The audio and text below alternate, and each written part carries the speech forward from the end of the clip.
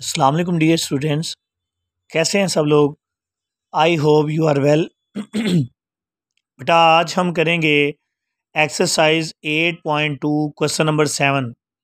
जैसा कि बेटा लास्ट लेक्चर में हमने पढ़ा था जनरल टर्म फार्मूला, और उसमें बेटा आपको बताया था क्वेश्चन नंबर 6 से लेके 11 तक के क्वेश्चन जो है ना वो बेटा बिल्कुल सेम है, कोई फ़र्क नहीं है और काफ़ी इंपॉर्टेंट क्वेश्चन है बेटा, और हर साल तकरीबन इसमें से क्वेश्चन पेपर में आया करता है बेटा।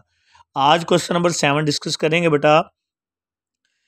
क्वेश्चन है बेटा 7 और उसका फर्स्ट यूज है बेटा, find the coefficient of x की power 5 in the expansion of x square minus 3 divided by 2x power 10 बेटा। तो यानी हमने क्या करना है, इसको जर्नल टर्म फार्मूले की मदद से सॉल्व करना है बेटा। ये सारा का सारा क्वेश्चन 6 की तरह है, और वैसे जैसे हमने क्या किया था बेटा कि किसी टर्म को इन्वॉल्व किया था, इसको भी बेटा पहले टर्म को इन्वॉल्व करेंगे, फिर हम क्या करेंगे उस टर्म का जो कोफिशिएंट होगा वो बताएंगे। यानी बेटा सेम उन्हीं लाइनों पे ये क्वेश्चन है, उसी तरह होना है, बिल्कुल कोई डिफरेंस नहीं है बेटा। तो यूजिंग जनरल टर्म फार्मूला, तो जनरल टर्म बेटा फार्मूला हमें क्या इन्फॉर्मेशन देता है, TR+1 is equals to N combination R, और फर्स्ट टर्म लिखनी है बेटा और उसकी पावर में इन दोनों को N और R को माइनस करके लिखना है। फिर बेटा सेकंड टर्म लिखनी है, जो भी एक्सपेंशन की सेकंड टर्म है, और उसकी पावर में जो नंबर माइनस हो रहा है, R माइनस हो रहा है, R आ जाएगा बेटा। उसके बाद बेटा वैल्यू पुट कर लेते हैं, TR+1 is equals to 10, N की वैल्यू हमारे पास बेटा अवेलेबल है 10 है, 10 कम्बिनेशन R, और फर्स्ट टर्म बेटा हमारे पास बनती है एक्सपेंशन की एक्स स्क्वायर। फर्स्ट टर्म क्या है, एक्स स्क्वायर, तो फर्स्ट टर्म की जगह क्या लिखेंगे, एक्स स्क्वायर, ऊपर पावर क्या आ जाएगी, N माइनस R। बेटा यहाँ N की जगह पे आप वैल्यू भी पुट कर सकते हैं, N की वैल्यू जो है 10, इधर करनी इधर कर लें, बाद में करनी बाद में कर लें, वो आपकी मर्ज़ी है। फिर सेकंड टर्म लिखेंगे, तो एक्सपेंशन की बेटा जो सेकंड टर्म है वो क्या है, 3 डिवाइडेड बाय 2x, साथ माइनस आ जाएगा, तो सेकंड टर्म लिखें, उसकी पावर में जो माइनस हो रहा था यानी R माइनस हो रहा था बेटा वो आ गई। अब देखें बेटा 10 combination R as it is आ गया, तो बेटा कोई भी नंबर पावर में हो मज़ीद पावर रखे तो पावर को पावर से क्या करते हैं बेटा, मल्टीप्लाई करते हैं। तो 2 को पहले n से मल्टीप्लाई किया बेटा 2n आ गया, फिर 2 को r से मल्टीप्लाई किया, कितना आ गया बेटा 2r, तो ये आ जाएगा x की पावर 2n माइनस 2r। फिर इसी तरह बेटा जैसे कि लास्ट लेक्चर में हमने ये डिस्कस किया था कि बेटा जो भी हो आप x की 5 पावर का कोफिशिएंट बताना चाह रहे हैं, x की 5 पावर का, तो आपने बेटा x की 5 पावर अलग करनी है, मतलब आपने x अलग करना है। तो 3/2 बेटा यहाँ से अलग कर लिया, पावर भी अलग हो जाएगी, 3/2 अलग कर लिया, x जो है ऊपर कुछ नहीं बचा तो 1 बचा, x अलग कर लिया और ऊपर पावर r। फिर यहाँ पे देखें बेटा 1 की जितनी मर्जी पावर ले लें 1 रहेगी, x की पावर r ली तो x की पावर r आ जाएगा, बाकी एज इट इज़ आ गया बेटा।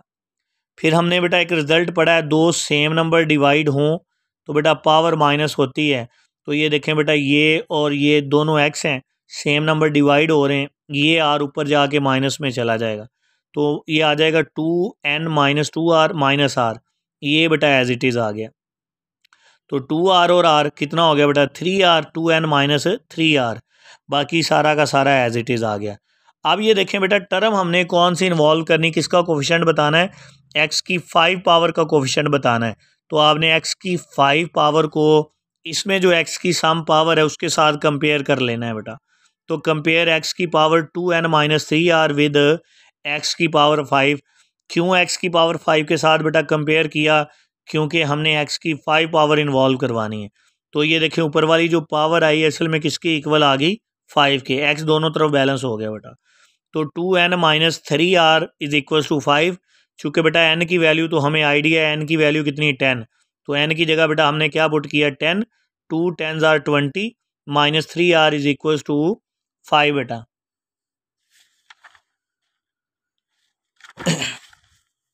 तो 20 minus 3r is equal to 5 बेटा, ये 5 उधर चला गया, 3 आगे इधर माइनस का था, जमा में चला गया बेटा, जमा हो गया।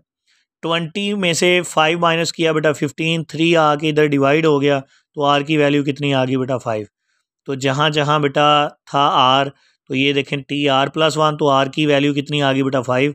5 प्लस 1 10 कम्बिनेशन आर था, आर कितना आ गया 5, और एक्स की पावर में था 2n माइनस 3r, जो कि हमने 5 लेट किया हुआ था कि ये 5 के इक्वल है। तो इसकी 5 आगे -3/2 की आर पावर थी, आर कितना आया बेटा 5। तो ये आ जाएगा 10 का कम्बिनेशन बेटा लेंगे 5 से, तो कितना आ जाएगा 252। ये भी बेटा आपको बताया था कि 10 लिखें और उसके बाद शिफ्ट के नीचे एक बटन होगा बेटा कम्बिनेशन का, n कम्बिनेशन आर लिखा होगा, तो वो 10 कम्बिनेशन 5 करेंगे तो कितना आ जाएगा 252।